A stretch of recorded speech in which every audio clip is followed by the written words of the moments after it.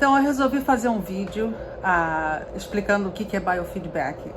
Muitas pessoas sabem que eu moro nos Estados Unidos e eu estou me formando aqui com PhD em Psicologia Clínica da Saúde e eu trabalho com biofeedback, é basicamente o que eu faço todos os dias. Então eu resolvi ver se eu consigo fazer um vídeo em português. Eu falar sobre meu trabalho em português não é algo que eu faço muito, então tem muitos termos técnicos que eu ainda falo em inglês, então por favor tenha paciência. Tô me adaptando ainda a essa ideia de falar em português sobre o meu trabalho. Então, o biofeedback é uma área que recentemente, ano passado, foi aceita pela American Psychological Association, que é a Sociedade Americana de Psicologia, como uma modalidade de psicologia. Está olhando basicamente a palavra biofeedback, a base dela vem sobre você fazer um feedback da sua biologia através do computador. Então a pessoa é conectada ao computador, a gente coloca um cinto em volta da cintura, que vai medir a respiração, a gente mede o batimento cardíaco, a gente mede a quantidade de suor nas mãos, a gente mede também a temperatura. Porque se vocês percebem, muitas vezes quando a ansiedade está alta, quando o estresse está alto, a temperatura das mãos fica um pouco fria e às vezes tem gente que sua bastante nas mãos quando está estressado, ansioso. Isso tem a ver com o sistema simpático e o parasimpático. O sistema simpático e parasimpático são o sistema da parte autonômica do corpo, que tem uma ligação direta com a parte do cérebro que lida com as emoções, a parte do cérebro que lida com perigo, com momentos que a pessoa precisa estar pronta para sobreviver, basicamente, né? Então, o sistema simpático, quando a gente está naquele estado, a gente chama aqui de fight or flight, eu não sei qual é a tradução em português, é como ou você corre ou você briga, né? O sistema do fight or flight, ele vai fazer uma série de mudanças no seu corpo por causa dessa situação de perigo. Uma das coisas que o corpo faz é lidado pela mente, né? Controlado pela mente, vai mudar o seu batimento cardíaco, vai acelerar o batimento cardíaco, acelera a respiração, contrai as veias das extremidades do corpo e traz mais do sangue para o centro do corpo, né? Então isso faz com que a temperatura das mãos fique mais fria. Então, quando a gente está tentando sobreviver, é uma coisa muito boa que o cérebro faça essas mudanças todas, porque o nosso corpo vai basicamente conseguir sobreviver, vai dar força suficiente para a gente correr, vai mandar a energia do corpo para lugares diferentes. Então, outra coisa que o corpo faz também, por exemplo, é fechar e parar o processo digestivo. Então, todo o processo digestivo que começa na boca, então muitas vezes a gente sente a boca mais ressecada, não tem muita saliva, né?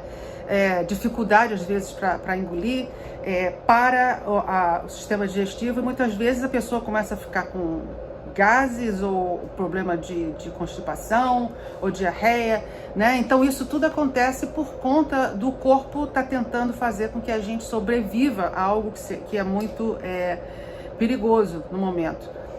O problema é que o nosso cérebro não faz uma boa distinção entre realidade e entre imaginação ou uma memória. Por exemplo, se vocês agora estão assistindo esse vídeo, é uma coisa que o seu cérebro está traduzindo isso como uma coisa normal. Isso aí é real, está acontecendo, então eu estou sentindo qualquer sentimento ou emoção que eu estou sentindo no momento, é porque eu estou vivendo isso, e o cérebro está traduzindo isso, certo?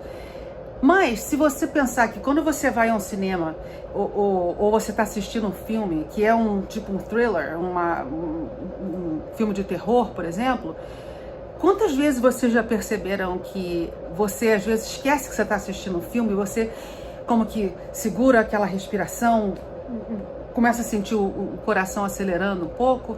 Isso tem a ver porque o cérebro não consegue diferenciar entre a realidade e a ficção do filme, né? Você só está reconhecendo os sentimentos que você está tendo naquele momento. E isso acontece também quando você está ansioso, ou estressado, ou estressada, e pensando em coisas que vão acontecer no futuro, ou deprimido com alguma coisa que aconteceu no passado, ou até mesmo pessoas que têm a síndrome pós-traumática, né?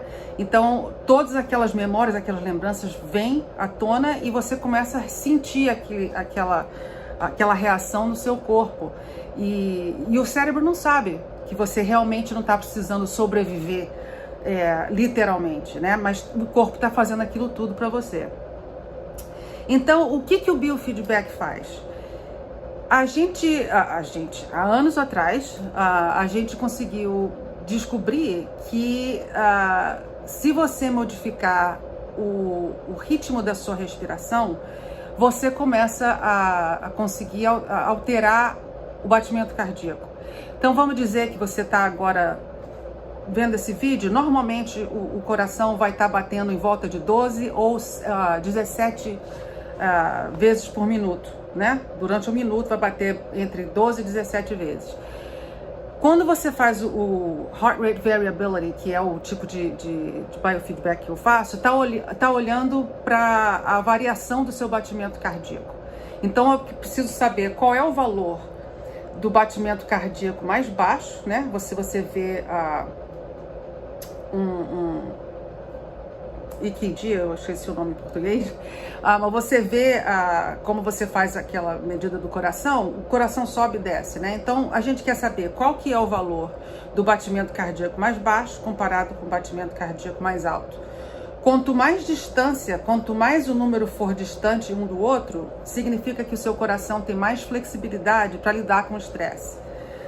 Se você tem esses dois números muito perto, quando você está como a gente fala de resting state, quando você está só descansando, não está fazendo nenhum esforço, se esses dois números são muito perto, o que eu vejo com isso é que o seu coração não tem uma flexibilidade boa para lidar com o problema e fazer com que você lide com o problema e depois volte a ficar em equilíbrio, basicamente, né? Então, quando a gente muda o ritmo da respiração, vamos dizer, em vez de 17 vezes por minuto, você começa a respirar 6 vezes em um minuto, lentamente, a gente vê que o batimento cardíaco começa a diminuir também. E começa a fazer com que esses dois pontos, do ponto mais baixo com o ponto mais alto, comecem a ficar mais distantes um do outro. Por que isso é importante?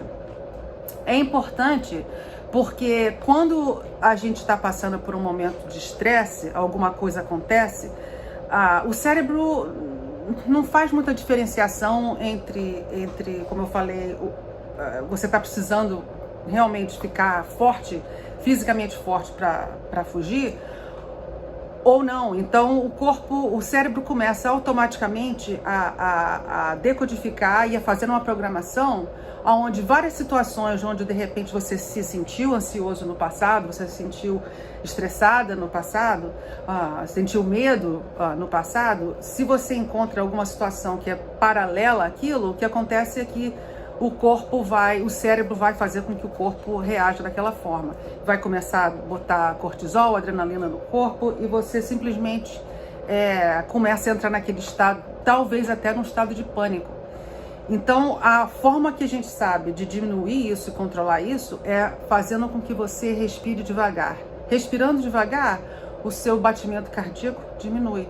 O batimento cardíaco diminuindo, é muito mais fácil de você conseguir controlar o sistema simpático e tirar esse sistema do fight or flight, tá bom?